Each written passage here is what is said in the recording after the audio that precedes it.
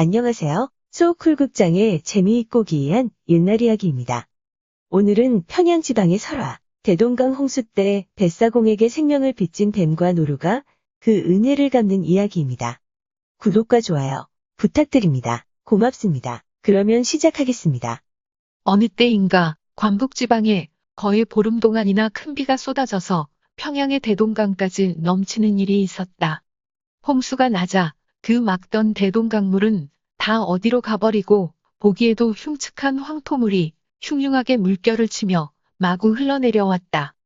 집채와 사람과 가축들이 서로 뒤섞인 채 마구 떠내려왔고 사람들은 집채를 붙잡고는 신누런 강물 속으로 들어갔다 나왔다 하면서 살려달라고 아우성을 치고 있었다. 강변에는 수많은 사람이 나와서 아이고 이 일을 어쩌나 하면서 발을 동동 구르고 있었다.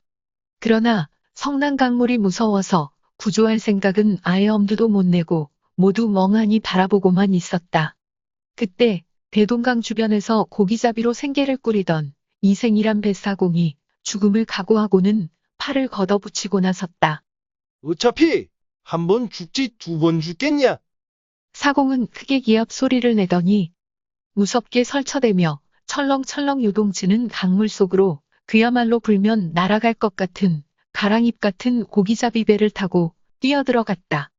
강 가운데에 들어가서는 사람도 잡아 싣고 짐승도 잡아 싣고 닥치는 대로 잡아 실어서는 언덕에 내려두고 다시 강 가운데로 들어가서 건지고 또 건지고 해서 사람도 많이 건지고 짐승도 많이 건졌다. 그날 저녁 때쯤 돼서는 강물도 좀 빠지고 해서 떠내려오는 것이 없었다. 그래서 이제 그만해도 되겠다 하고 생각하고 있는데 커다란 집 한 채가 강물을 따라 떠내려오고 있는 것이 보였다. 몸도 마음도 이미 지쳤지만 이생은 마지막 힘을 발휘하여 물에 떠내려가는 집을 강가로 끌어내어 왔다. 놀랍게도 그 집의 지붕 꼭대기에는 사람뿐만 아니라 노루까지 한 마리 터럭하니 앉아 있었다. 물에서 건져 올린 사람들을 모두 동리 사람을 따라 마을로 보내어 구호를 받게 한 다음 이생은 노루를 건너편 언덕에 놓아주었다. 떠나기가 싫은지 멈칫거리는 것을 본 이생은 노루에게 숲으로 돌아가라고 손짓하면서 고함을 질렀다. 여기는 내 살 곳이 아니야. 자칫하면 잡혀서 불국이 되는 수가 있으니 빨리 저 산으로 돌아가 내 명대로 잘 살아라. 그런데 강둑에 배를 대고 보니 배전에 뱀 한 마리가 붙어 있었다. 이생은 너도 다시 살아났으니 사람한테 해코지하지 말고 저 풀 속으로 들어가서 잘 살아라 하고는 잡대기로 쫓아버렸다. 노루라는 놈이 제대로 갔는가 하고 언덕을 바라보니 노루는 저 멀리 산 밑에까지 가서 이생을 바라보고 있었다. 그렇게 꾸물거리다가는 사람에게 잡아먹힌다고 어서 가라는 손짓을 했어 노루를 보내고는 이생은 집으로 돌아왔다. 그리고는 다음 날부터 매일같이 고기잡이를 계속하느라 노루와 뱀을 구해준 일은 까마득히 잊어버렸다. 그럭저럭 한 달포나 지난 뒤였다. 어느 날 꿈속에 백발노인이 나타나서는 내일 뒷산에 올라가면 큰 부귀영화가 돌아올 것이네. 하고는 어디론가 사라져버렸다. 꿈인데도 현실처럼 생생하여 믿져야 본전이라 생각한 이생은 다음 날 마을 뒤에 있는 산에 올라갔다. 그러자 어디선가 옛날 자신이 구해준 노루가 나타나더니 이생의 옷깃을 물어당기며 같이 가자는 형용을 하였다. 뒤를 따라가니 저 앞에 가다가는 돌아보면서 기다리고 있었다. 그래서 그곳까지 가면 또 앞서가다가 뒤돌아보곤 하였다. 그렇게 여러 번 반복하면서 이생은 노루를 따라 올라갔다.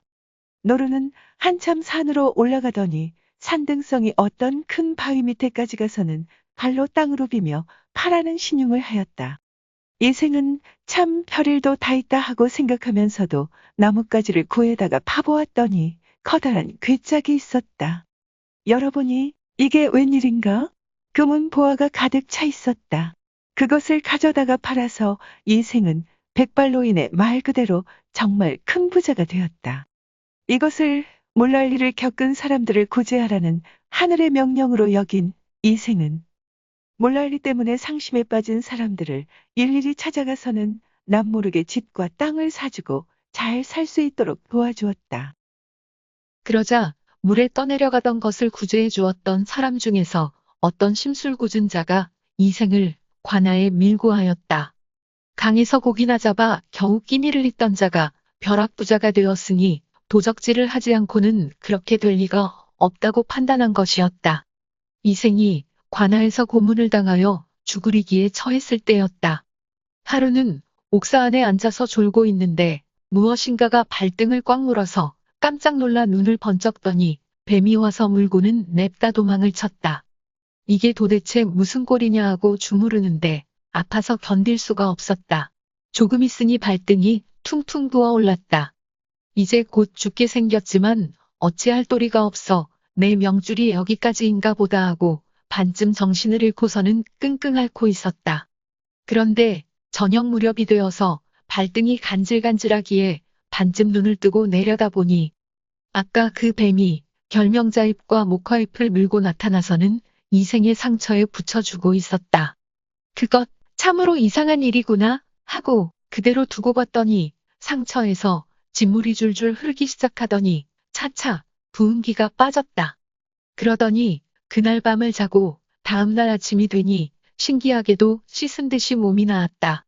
참으로 이상한 뱀이구나. 물고는 또 약을 가져다 주니 병 주고 약 주고 사람이 사람 같지 않으니 뱀까지 제멋대로 놀리는구나 하고 이생이 생각하고 있을 때였다. 그 무렵 관아에서는 희한한 일이 벌어지고 있었다. 어디선가에서 독사 한 마리가 나타나서 사또 부인을 물고는 도망가 버려 부인이 죽을 지경에 처하게 된 것이다. 별별 약을 다 써보아도 낫지 않으니 물에 빠진 사람이 지푸라기라도 잡는다고. 사또가 옥에 간수들을 시켜 혹시 독사에 물린데 좋은 약을 아는 사람이 있는가? 하고 죄수들에게 물어보게 하였다. 그 말을 듣고 이생이 상처에 바르고 남겨두었던 결명자잎과 목화잎을 간수에 건네주었다.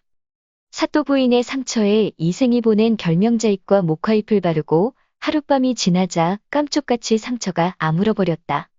사또가 너무 고마워서 이생을 동원으로 불러서는 입이 마르도록 치하였다. 큰 신세를 졌네. 자네가 보낸 풀잎을 붙이고 한 사람의 병이 나았네. 내가 이 은혜를 어떻게 갚아야 할지를 모르겠네. 이생은 별로 할 말이 없어 화등잔만한 눈알만 구르고 있었다. 그러자 사또가 물었다. 자네는 무슨 죄로 옥에 들어갔고 약으로 쓰던 풀잎은 어디에서 가져왔는가?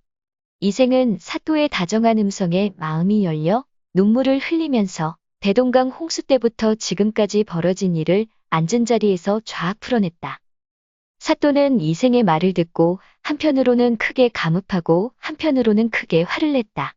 짐승도 베풀어준 은혜를 갚는데 인두껍을 쓴 사람이 양민을 무고하다니. 그것도 은혜를 입은 사람에게 내 이놈을 그대로 두지 않겠다.